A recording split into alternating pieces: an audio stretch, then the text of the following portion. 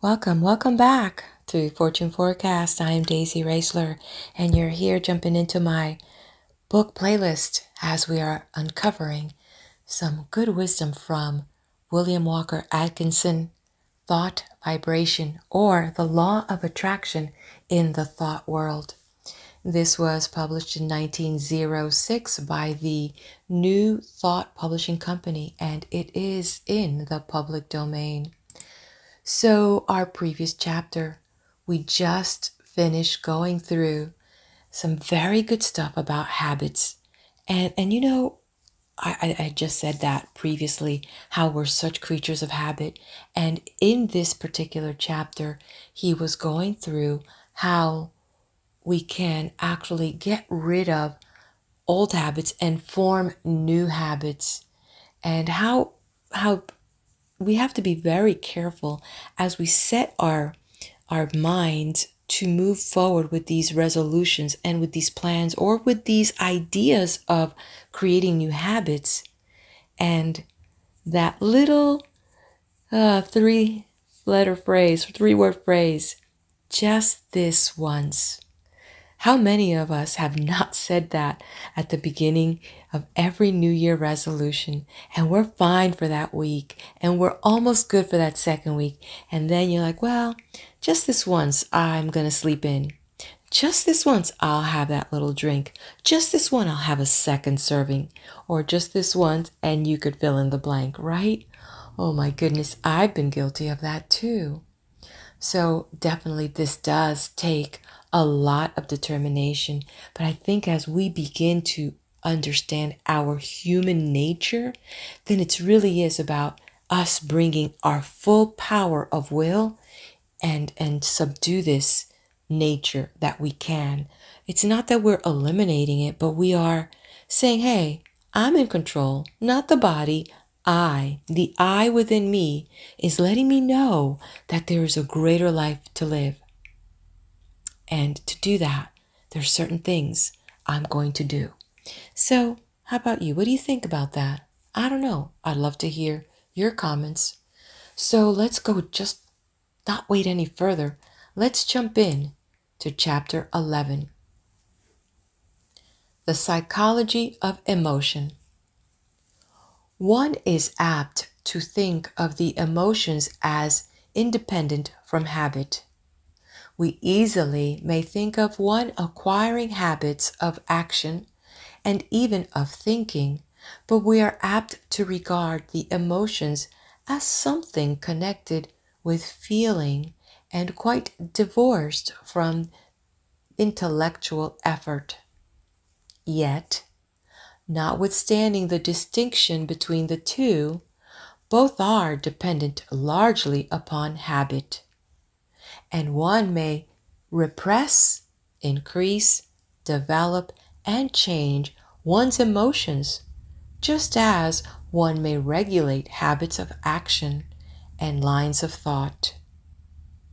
It is an axiom of psychology that emotions deepen by repetition.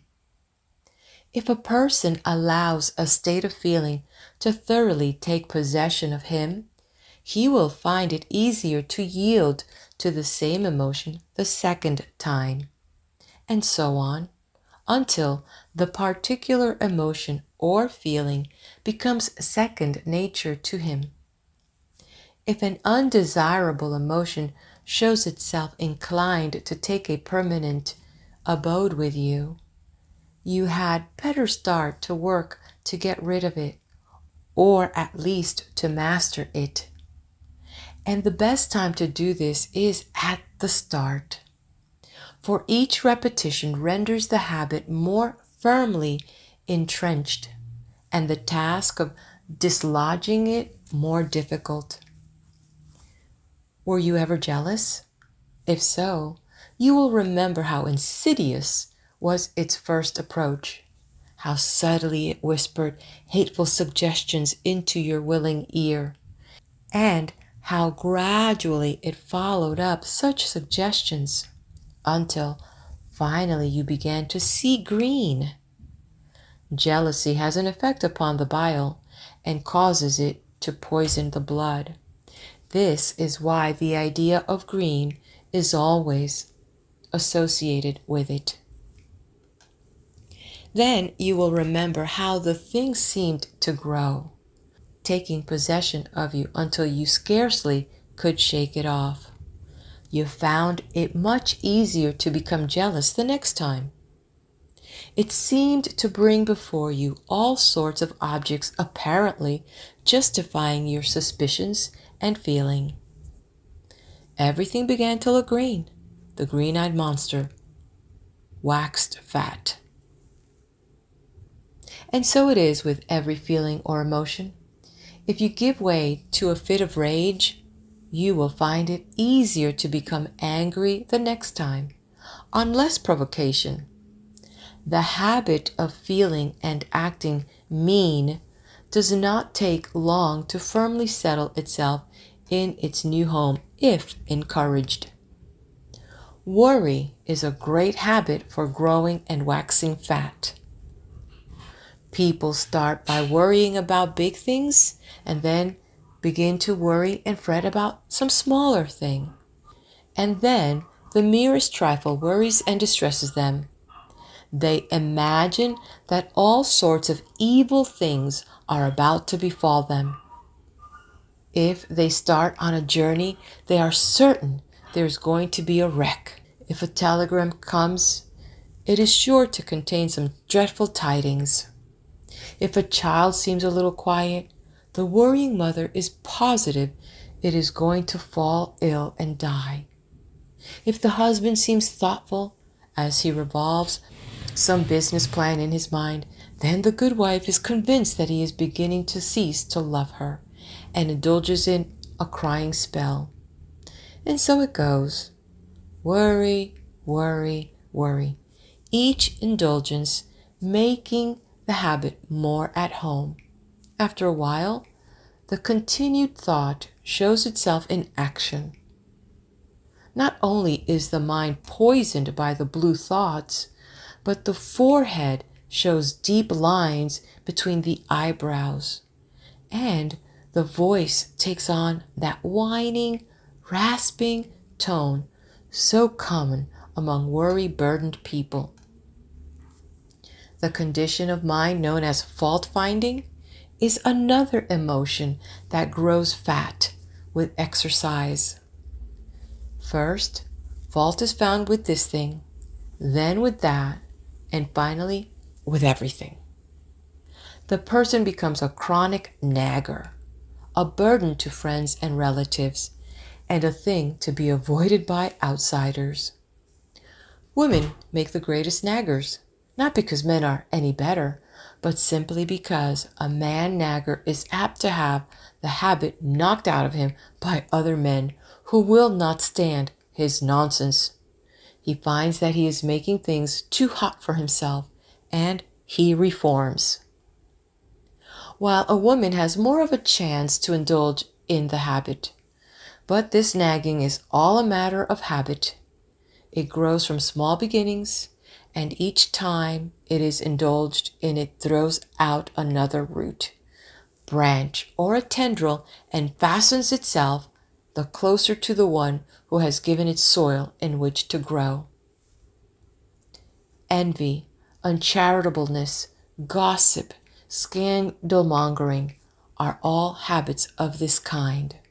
The seeds are in every human breast, and only need good soil and a little watering to become lusty and strong. Each time you give way to one of these negative emotions, the easier do you make it for a recurrence of the same thing or similar ones. Sometimes, by encouraging one unworthy emotion, you find that you have given room for the growth of a whole family of these mental weeds. Now, this is not a good old orthodox preachment against the sin of bad thoughts. It is merely a calling of your attention to the law underlying the psychology of emotions. Nothing new about it. Old as the hills, so old that many of us have forgotten all about it. If you wish to manifest these constantly disagreeable and unpleasant traits and to suffer the unhappiness that comes from them, by all means do so.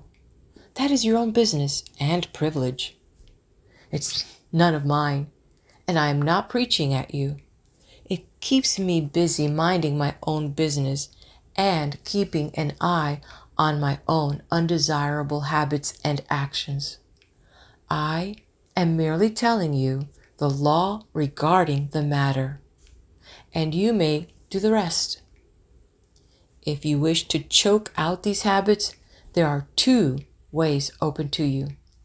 First, whenever you find yourself indulging in a negative thought or feeling, take right hold of it and say to it firmly and vigorously, "Get out." It won't like this at first and will bridle up, curve its back, and snarl like an offended cat. But never mind, just say "scat" to it. The next time it will not be so confident and aggressive. It will have manifested a little of the fear habit.